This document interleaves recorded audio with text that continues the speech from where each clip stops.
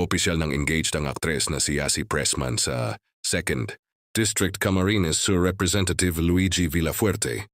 Ibinahagi ng dalawa ang masayang balita sa pamamagitan ng isang Instagram post kung saan ipinakita nila ang kanilang engagement at masayang sandali bilang magkasintahan. Hindi nagtagal ay bumuhos ang pagbati mula sa kanilang mga kaibigan, tagahanga at ilang kilalang personalidad sa showbiz.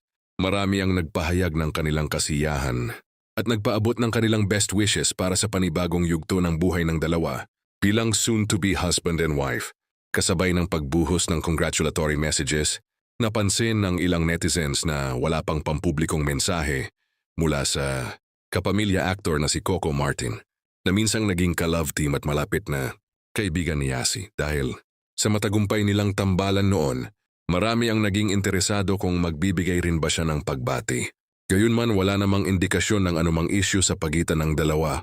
Marami sa kanilang mga tagahanga ang naniniwalang normal lamang na hindi lahat ng pagbati ay ipinapahayag sa social media at posibleng pribado na lamang itong gawin.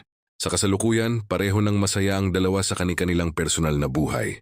Patuloy na abala si Coco Martin sa kanyang mga proyekto habang si Yasi naman ay masayang ibinahagi ang panibagong milestone sa kanyang relasyon kay Repen Luigi Villafuerte.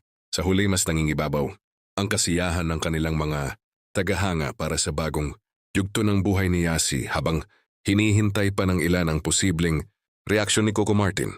Marami ang umaasang mananatili ang magandang samahan at respeto ng dating magka-love team na minsang nagpasaya sa maraming manonood.